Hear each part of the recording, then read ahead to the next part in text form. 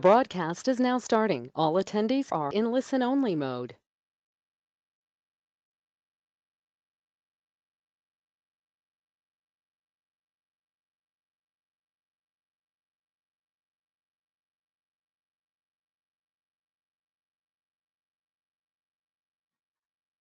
Good morning and welcome.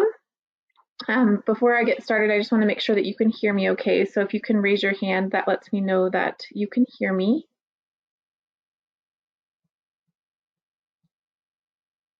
Awesome, thank you. Welcome and thank you for attending the Colorado Office of Hearing Aid Provider Licensures Stakeholder Meeting via webinar today. The date is March 29th, 2022, and the time is 10:30 a.m. Before I get started, I'd like to introduce myself. My name is Darcy Magnuson, and I'm a regulatory analyst with the Division of Professions and Occupations, and I will be facilitating this stakeholder meeting. Due to concerns surrounding COVID-19, the division has transitioned to a platform that is 100% virtual, and we appreciate your flexibility. As you may or may not have been to DORA stakeholder meetings before, we would like to emphasize the importance of your comments today.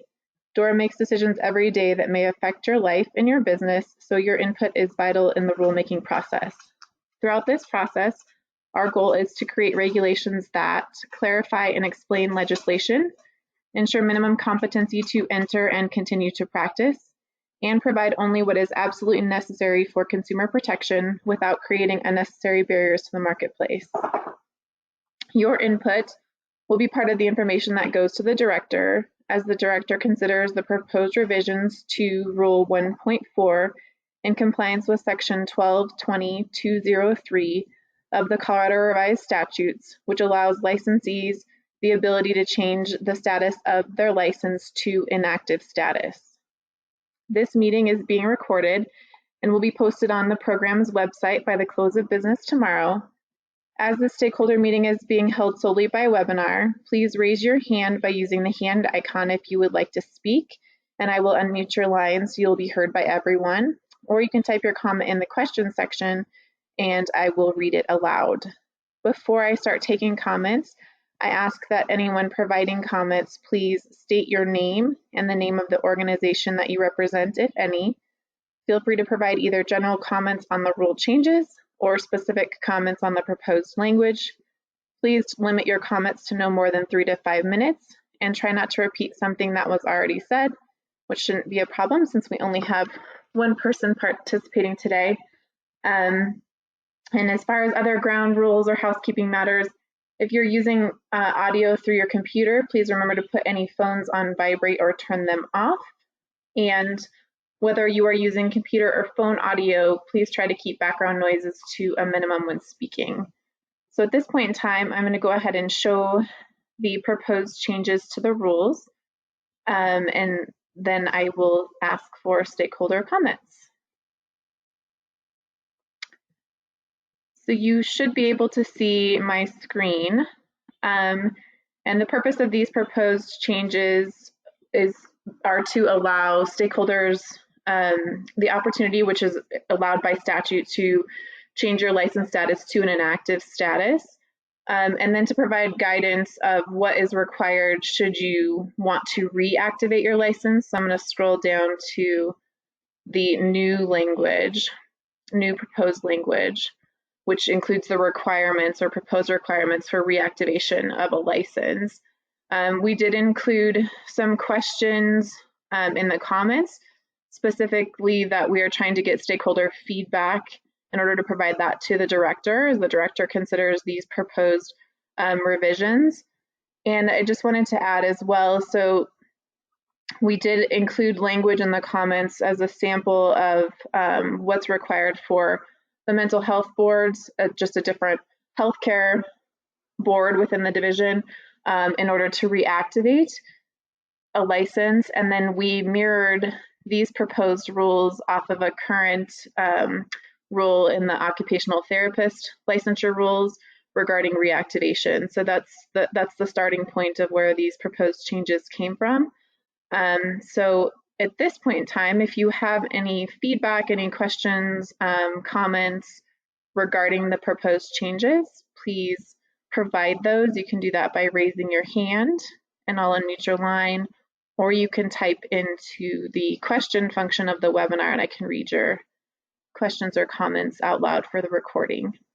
So I'll go ahead and pause here for a couple minutes to see if we have any stakeholder feedback.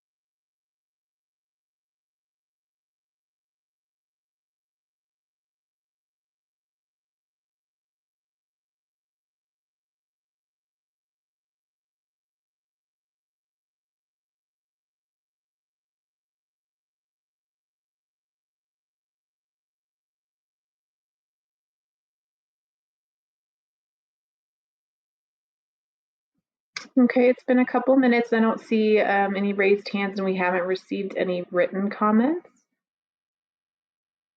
So I'm going to go ahead and wrap up the meeting and talk about next steps.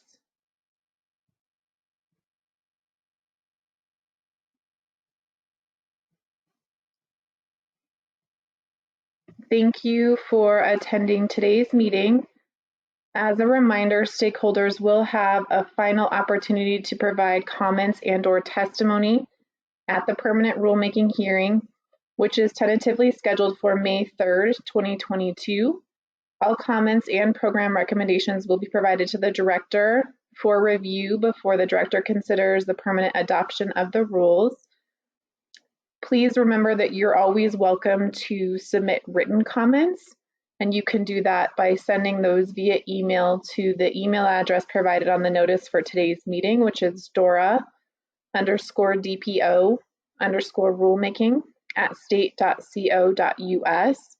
We will post any written comments received on the program's website under the Public Notices tab, which is also where you can find all information, including the most updated redline version of the rules and the stakeholder meeting recording and all of the rulemaking activities on the program's website. That concludes this stakeholder meeting. Thank you again for your participation, and I'm going to go ahead and end the webinar now.